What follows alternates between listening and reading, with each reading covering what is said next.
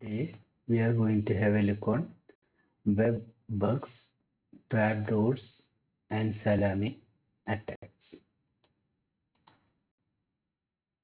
So far, we learned about non-malicious program errors such as buffer overflow, incomplete mediation, etc., viruses, and other malicious codes like virus, internet bombs, etc. Now we learn web bugs, trapdoors, and salami attacks. Web bugs. Web bugs are some tiny images which are enclosed within some documents like HTML, email message, or even a spreadsheet. When user opens such documents, the image tag get activated and the code snippet within the image tag may get executed. Such execution may pass some information about the user to the attacker. Let us see the concept in detail. Today, let's take a look at, well, a little something that could potentially be quite bad that is pretty prevalent on the internet. What we're looking at today is a web bug. Now, a bug doesn't refer to, bugs in the programming context, that is, an error in a code, something gone wrong. No, not in this case. Instead, the definition of bug used here would be closer to that of back in the days where people actually bugged telephones to tap in and listen to your conversation. You see, web bugs tend to be just these little things embedded into web pages or emails that, when opened, actually tracks you in one way or another. Of course, this makes it sound a little bit scarier than it actually is, so instead of actually, talking about this in a generic manner, let's take a look at one particular example. Let's say, for example, you receive a spam email. Now, apart from all the text that is getting you to buy medication cheap, the end of the email also includes a little image. This image is not something you can see because it is just 1 pixel by 1 pixel in size. In fact, the proper name for this is a pixel tag. So, just a very, very tiny image, and its job obviously is not for you to see it. Instead, when you actually load up the email, your email client will request for the image, since it sees that an image should be displayed there. The act of requesting for this image actually sends a request that, well, whoever sent the original spam email can then take note of. Here's one practical use of having a pixel tag in a spam email. Perhaps a spammer doesn't really know if email accounts are active or not. So all they do is they just broadcast a whole load of spam to a whole load of different addresses.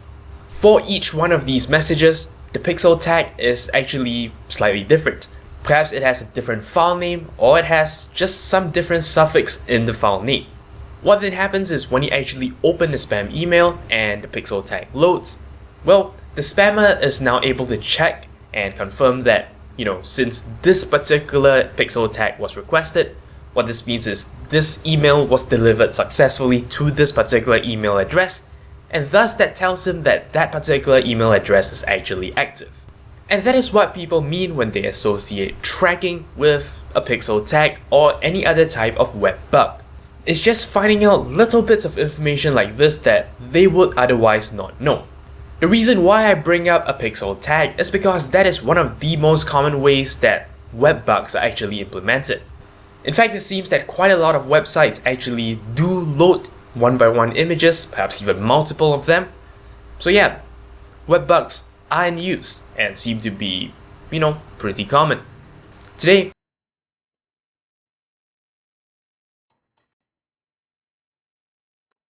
So when we get emails, spam mails, such mails may contain web bugs and such programs may pass some of our personal information to attackers.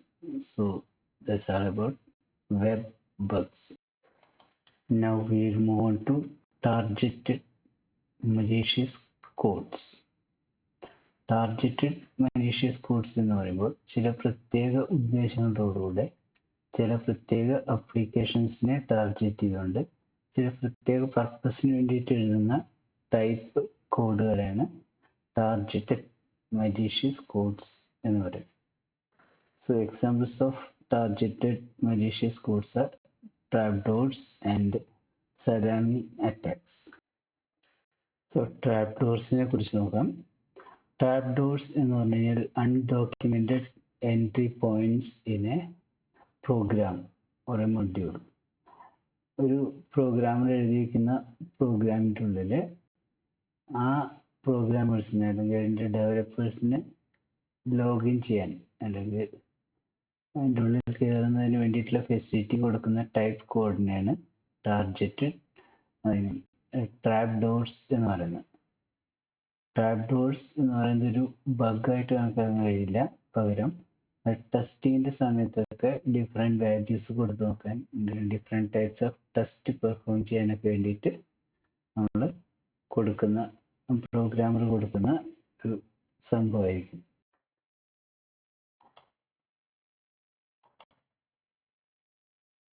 Trapdoors is also known as backdoors. It is a sequence of instructions in the host program or system that has been embedded by a programmer and can be activated by an attacker. Essentially, a trapdoor provides a secret entry point to a program or system, and this secret entry point is typically known only to the programmer and the attacker. A backdoor in a program typically works by recognizing some special input command, such as a sequence of input specifically crafted or a special user ID. For example, an attacker can gain access to a system through the backdoor without providing the proper user authentication. A famous but naive version of a trapdoor, sometimes called an Easter egg, is the flight simulator in the 1997 version of the Microsoft Excel program. The user, when entering undocumented series of commands, can gain access to a flight simulator program embedded within Microsoft Excel. Trapdoor. So salami attacks. Salami attacks എന്ന് പറഞ്ഞു കഴിഞ്ഞാൽ വളരെ ചെറിയ ചെറിയ അറ്റാക്കുകളുടെ ഒരു വലിയ കളക്ഷനാണ്. So cumulatively they will become a large threat. Bank അക്കൗണ്ടുകളിലൊക്കെ സാധാരണ കണ്ടുവരുന്ന ടൈപ്പ് ഒരു അറ്റാക്കാണ് സലാമി അറ്റാക്ക് എന്ന് പറയുന്നത്. ഓരോ ബാങ്ക് ട്രാൻസാക്ഷൻ ഓരോ അക്കൗണ്ട് നടത്തുമ്പോഴും വളരെ ചെറിയ ഒരു amount, may be ₹1 or less, അത്രയും ചെറിയ ഒരു എമൗണ്ട് പ്രോഗ്രാമറുടെ ബാങ്ക് അക്കൗണ്ടിലേക്ക് ട്രാൻസ്ഫർ ചെയ്യുന്ന രീതിയിൽ പ്രോഗ്രാം ആയിരിക്കും. അപ്പോൾ വളരെ ചെറിയൊരു എമൗണ്ട് മാത്രമാണ് കുറയുന്നത് എന്നുള്ളതുകൊണ്ട് യൂസേഴ്സ് നോട്ടീസ് ചെയ്യില്ല. പക്ഷേ എവറി ഡേ ലക്ഷക്കണക്കിന് കോടിക്കണക്കിന് ട്രാൻസാക്ഷൻസ് ബാങ്കുകളിൽ നടക്കുന്നുണ്ടായിരിക്കും. അപ്പോൾ ഓരോ ട്രാൻസാക്ഷനിലും ₹1 കുറഞ്ഞ എമൗണ്ടോ യൂസറിലേക്ക് അല്ലെങ്കിൽ പ്രോഗ്രാമർക്ക് കിട്ടുന്ന സമയത്ത് it will become A larger amount.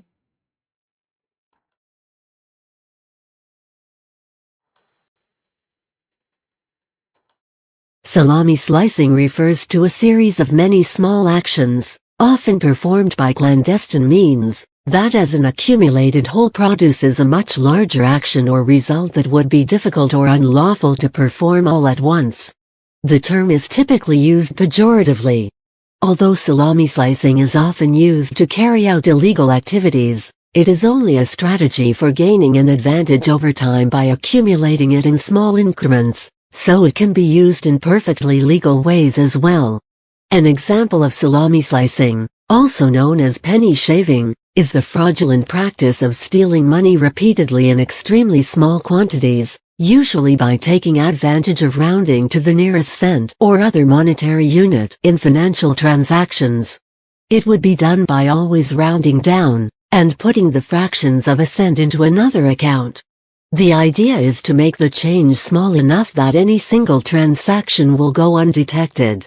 In information security, a salami attack is a series of minor attacks